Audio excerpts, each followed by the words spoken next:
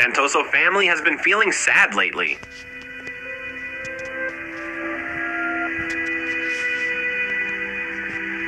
We felt this way ever since my daughter Ranti married Abdullah. Yes, they come from different religions. We're all Christians, and Ranti converted to Islam to marry Abdullah. Now, she often treats us as if we are impure, najis, unworthy of contact, just like what happened yesterday. Ranti and Abdullah visited her parents' house.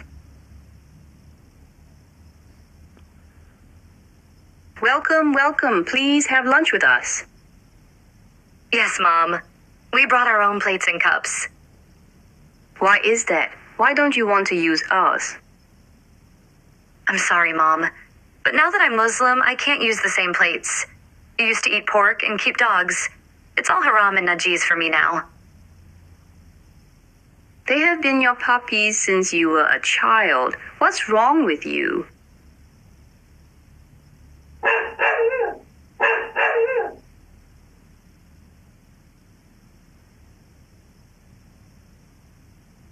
Huh? Do you consider us najis too? I'm sorry, ma'am, but that's what Allah says in the Quran. Huh? The next day, Mrs. Santoso went to a small department store owned by Mr. Effendi, a man of Turkish descent, to do some shopping.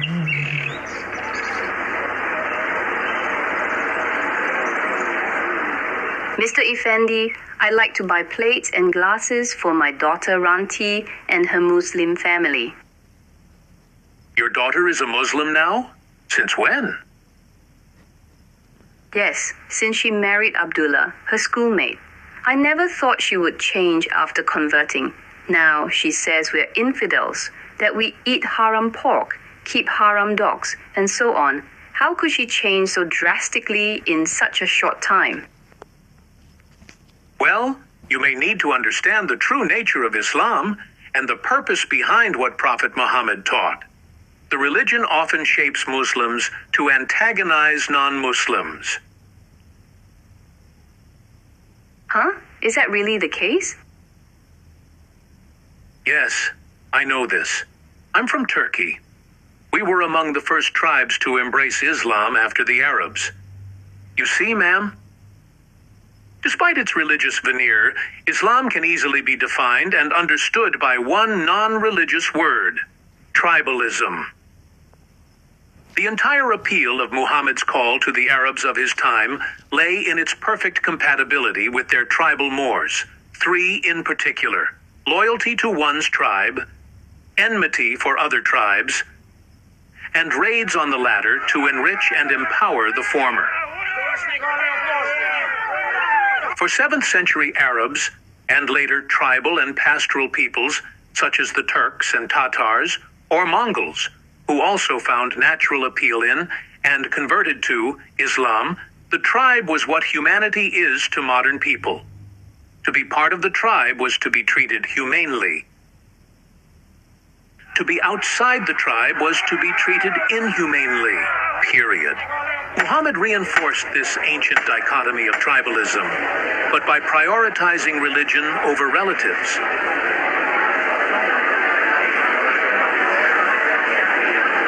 Thus, in his Constitution of Medina, which he promulgated with various non-Muslim tribes in 622, he asserted that a believer shall not slay a believer for the sake of an unbeliever, nor shall he aid an unbeliever against a believer. Moreover, all Muslims were to become friends one to the other to the exclusion of outsiders.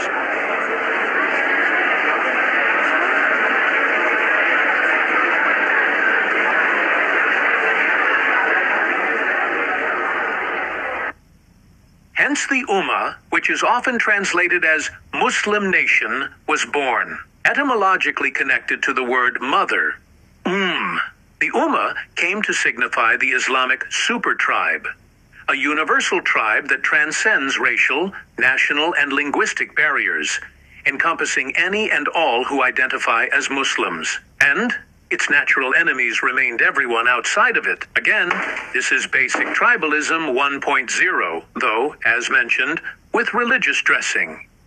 Or consider the Islamic doctrine of al-wala wal-bara, translated as loyalty and enmity, or love and hate. Muhammad preached it, and the Quran commands. Taken together, for example, Quran Surah Al-Mujadila verse 22 and Surah Al-Mumtahana verse 4 call on all Muslims to renounce and disown their non-Muslim relatives, even if they be their fathers, their sons, their brothers, or their nearest kindred, and to feel only enmity and hatred for them until they believe in Allah alone, that is, until they become Muslim. The two verses, Al-Mujadila 22 and Al-Mumtahana 4, are referring to a number of Muhammad's close companions who, according to Islamic history, renounced and in some cases slaughtered their own non-Muslim relatives as a show of their loyalty to Allah and the believers. Examine Ibn Kathir's tafsir of Surah Al-Mujadila, verse 22. This ayah was revealed during the Badr robbery when Abu Ubaidah killed his own father. Likewise, Abu Bakr as-Siddiq, the first rightly guided caliph, almost killed his non-Muslim son, Abdur Rahman. Similarly, Musab bin Umair is said to have slain his brother, Ubaid bin Umair, while Umar reportedly killed one of his relatives. Additionally, figures such as Hamza, Ali, and Ubaidah bin al-Harith also took the lives of close family members. At any rate, from here we come to the natural origin of jihad. Tribalistic blood ties were exchanged for religious ones, thereby dividing the world into two mega-tribes. The believers in one tent and their natural enemies, the non-believers or infidels, in another. And as we've seen, the essence of tribalism is warring and preying on other tribes in order to empower your own.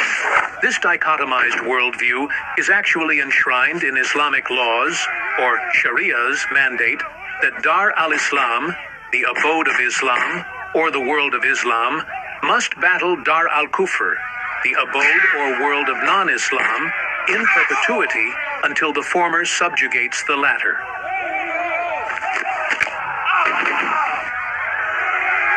In, for example, the Encyclopedia of Islam, we read under the entry for jihad that the spread of Islam by arms is a religious duty upon Muslims in general.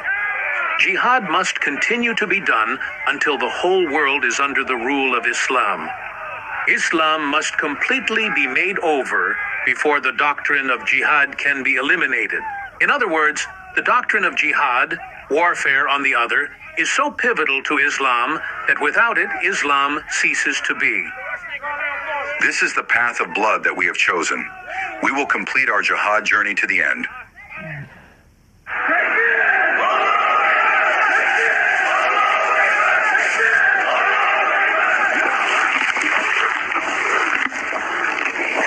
Islam's apotheosis, or deification, of tribalism also explains why tribal societies other than the Arabs also gravitated to and found Islam appealing. Consider the Turkic people's oldest epic, the Book of Dede Korkut. Although newly converted to Islam, the Turks of the epic regularly engage in pagan practices banned by Islam. They eat horse meat and drink wine and other fermented drinks, and their women are, in comparison to Muslim women, relatively free. It is only in the context of raids on the infidel, a smooth and easy transition from raids on the tribal outsider, that Islam finally become evident in their lives. Here, for example, is a typical pre-battle boast from the Turks of the epic. I shall raid the bloody infidel's land. I shall cut off heads and spill blood. I shall make the infidel vomit blood. I shall bring back slaves and slave girls. Here is another typical account these new Turkish converts' pious exploits. They destroyed the infidels' church. They killed its priests and made a mosque in its place. They had the call to prayer proclaimed. They had the invocation, or shahada, recited in the name of Allah Almighty, the best of the hunting birds, the purest of stuffs, the loveliest of girls. They selected. Aside from preying on the infidel other, which already came natural to the pre-Islamic Turks, any and all non-violent aspects of Islam, fasting, zakat, pilgrimage, are totally absent from the lives of these earliest Turkic converts, as portrayed in the book of Dede Korkut. We, the Turks, take the most practical route to heaven, okay? You can go ahead and do fasting, zakat, hajj, and whatever else. But you'll still end up in hell. But if I skip all of that and focus on jihad, then I'm guaranteed heaven, whether I live or die. Even so, the older Muslim peoples, the Arabs and Persians, praise the new converts simply because, well, they fight in the way of Allah, waging jihad against the infidels. So that's good, right? being committed to the jihad has always gone a long way to exonerate otherwise un-Islamic behavior among Muslims, as if to say, well, yeah, at least they're doing the hard part, war on infidels, so give them a break. It was the same for those Mongols who embraced Islam. As the Dominican friar Ricoldo died in 1320, who spent a decade in the Muslim world, once observed, the Tartars had adopted Islam because it was the easy religion, as Christianity was the hard one. For those who love to plunder as a way to earn a living, choose Islam, okay? Prophet Muhammad did the same, and it is permitted by Allah. You need to understand that we embraced Islam because it offers the best way to make a living, by plundering and robbing the infidels to please Allah. That's the key point. In other words, whereas Islam complemented their pre-existing tribal way of living, including by giving them license to prey on all outsiders, Christianity only challenged it. So it is that Muhammad's most enduring contribution to world history is that, in repackaging the tribal Moors of 7th century Arabia through a theological paradigm, he also deified tribalism into a sort of hyper-tribalism, causing it to outlive its historic setting and dramatically spill into the modern era. Hence, the notorious resistance to assimilation in the West, the creation of enclaves and clannish no-go zones, and the constant flare-outs of terrorism and hate crimes. Whereas many world civilizations have been able to break away from, or at least temper their historic tribalism, this has not been, and cannot be, so easy for Islam. For Muslims to break away from tribalism is for them to break away from Allah's laws.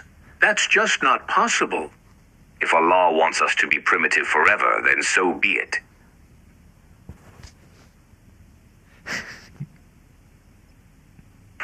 Islam isn't that extreme here.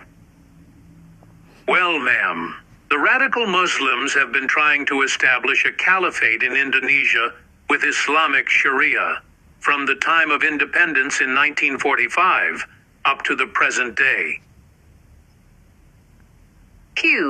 I was just going shopping, but instead I was lectured on the nature of Islam.